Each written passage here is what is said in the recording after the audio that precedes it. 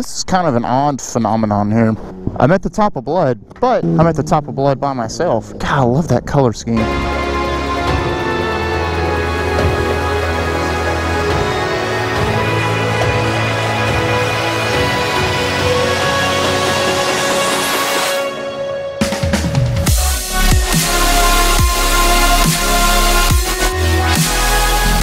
it looks so good. Those Jixers are...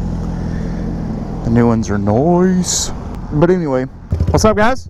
It's a Kawasaki Z125. So from the factory, they're 125 cc's. But I've got a slightly bigger engine on it, 143, to give it a little extra juice in it. How's it handle, man? Like a dream. Really? It's like a little bitty. It's like cheating almost, you know. Okay. It's the short wheelbase and I have the responsiveness of the suspension, because it's kind of like sport bike suspension. I've got Öhlins front and rear.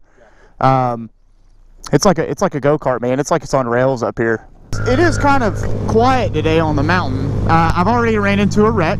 Yep, I ran into a wreck. It's only 10:40, I believe it is, and some guy hit a bear, black bear, little cub.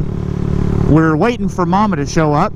That's going to be very scary. But that just goes to show you, you know, I don't know what kind of animals or wildlife you have to worry about in California. For you Western viewers, antelope, cougars, deer. We have to worry about deer too. We have to worry about bears, and I know they're more seen up in the Carolina, Smoky Mountains, stuff like that. I've heard of them down here in North Georgia, but I've actually never seen one. So that was kind of a rare occurrence for me. That's the first time I've ever seen one up here, dead anyway. If you guys, speaking of California, for you guys that watch or keep up with the moto scene over there in California way, Bucky, I can never say his last name or his last name to his Instagram profile, Sacridge or whatever.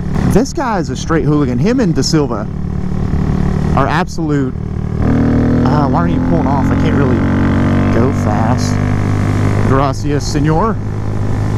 But he can ride with one hand like a champ. And I was watching something on Instagram. It popped up on my about a professional motorcycle racer, road racer. He was talking about handicap riders, people that ride with a handicap, which could be one hand, which could be, you know, paralyzed from the waist down. And he was actually doing a lap at Circuit, the Aragon?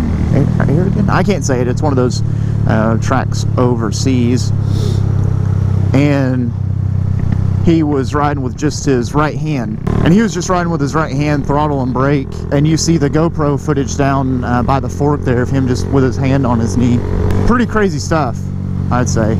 And he tried, you know, he just let it hang loose. And that reminded me of Bucky, man. Bucky will go around corners and throw up deuces. Josh Hare, and he'll hold on to the back of bikes as they're riding. And it's just unbelievable to see those guys do something like that. And it's just years and years of riding. When I was doing some dirt training, one of the exercise we did was, if I was going to the, I think it was the left. Yeah, it was to the left. He made me take one hand off the handlebar and put it on the tank, just really control it with the right. Now, keep in mind, a lot of riders try to hold on to the handlebars, but the main goal is obviously to be loose on the handlebars. You don't want to put too much pressure on the handlebars and give input to the bike when you're full lean in a corner. But it makes you hang on to the bike with your legs, which is what you want to do. And I thought, you know, that's actually a great exercise. By no means do not practice this on public roads. Practice this in a position where you can hurt others or yourself. If you have the opportunity and you can't, you know, and you don't get kicked out of a parking lot, I recommend setting up some cones and trying it, you know, just trying to ride with one hand. But that's one thing I really want to learn how to do, is control the bike better with just my lower body and let my upper body be loose, you know. I mean, obviously it's going to give a little bit of input through the handlebars. You don't want that to be the main point of input, I guess you could say. And guys, another rider's tip, or a riding tip, you know, if you guys are riding alone in canyons, mountains, wherever, don't ride ridiculously fast. You shouldn't in general, I should say that. But, you know, if you're by yourself and you guys ride a little bit more spirited, then your average user, no matter what skill level you are. Do it with your buddies if you do. You know, that way if something, Lord forbid, something happened, you've got, you know, help there. You've got people who know if you went down or not, essentially. Like me, I could go down and no one would ever know. I could go off the mountain and no one would ever find me. Then again, you know, obviously obey all the rules of the road, the laws. You know, I know we like to have fun and push the limits a little bit, push our personal limits, I should say. Just be careful when you do it. Another rider tip is if you are doing long stint riding, or where you're riding slightly aggressive, or you're just on roads like this, which just absolutely get your blood flowing, it's not a bad idea to pack a Camelback with some water. Because I will say, I forgot to do that last weekend at the Tail of the Dragon, and it was kind of miserable. And everyone had one. I'm like, man, I should have brought mine. They're like, well, you got us on the idea of it. And I'm like, oh yeah, I guess I did, huh? Just keeps you hydrated. And if you're a moto vlogger like myself and you like to talk, your mouth gets kind of dry. You know, it just keeps your whistle wet.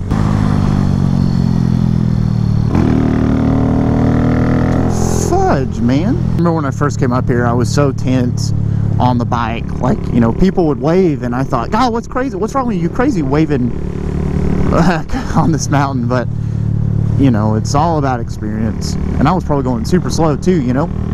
And it's just all about how well you are as a rider, how much bike control you have. It's not about the speed. It's not about how fast you go around the corners. It's all about how well you can control the bike. And that's the biggest thing. That's something I lack. And I like to do, or I'm starting to want to do these funky things with one hand or no hands, or control it with your legs, and see how to control the bike in a different way, you know, or how you technically should in a sense.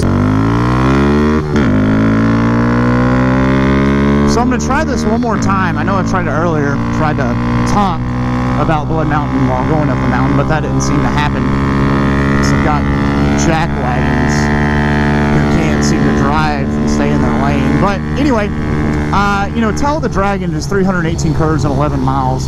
I think this is like 46 or 50 turns in about 5 miles, I think. A 2-3 mile stint, I believe it is.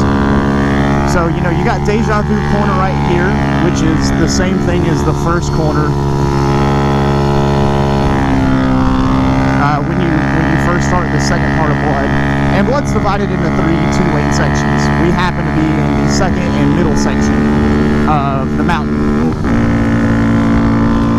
You know, I like Blood more because it's less forgiving. So if you happen to be in the inside lane and you're going right, you have a little more room to run wide.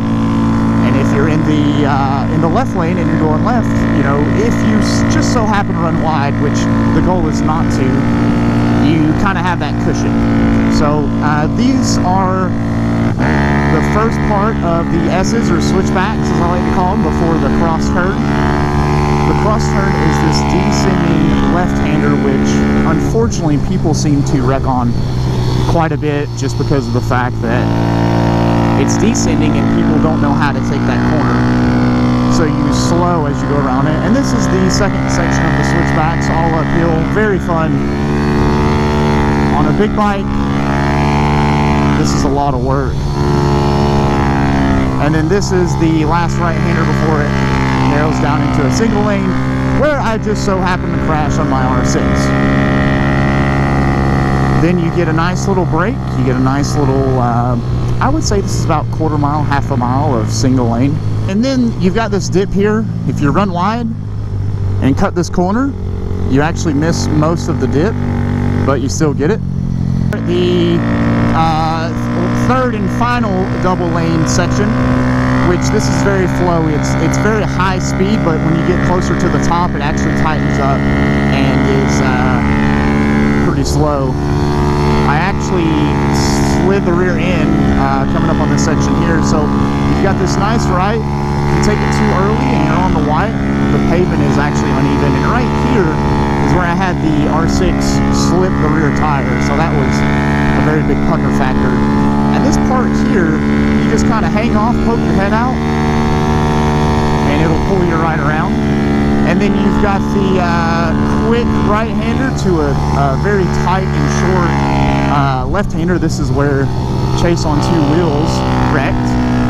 If you guys remember that video, that was a long time ago. And then you make your way up this hill into this long right-hander, which is very fun. You carry a lot of speed coming out of there. Flick back to the left real quick, and then you've got the bowl, as I like to call it. It's actually banked.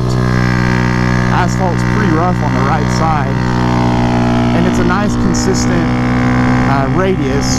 Come uphill, a little short straight to a tight ascending left-hander, and then you've got this straight here. You can usually grab another gear, catch your breath, enter this mellow right-hander. It's pretty fast if you get the speed up, and you gotta watch out for 18-wheelers. And then you sit up, say hey to the Evo, take a breather, and use the pull-off up on the top right.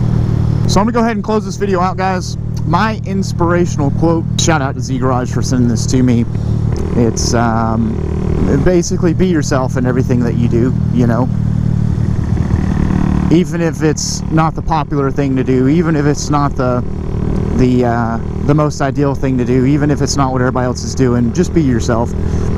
If you be yourself and be true to yourself, you'll never have to lie anything about yourself in your life. You'll never have to be someone you're not. You'll never have to prove to someone that you're something that you said you were, you know. So be yourself, be true to yourself, and do what makes you happy.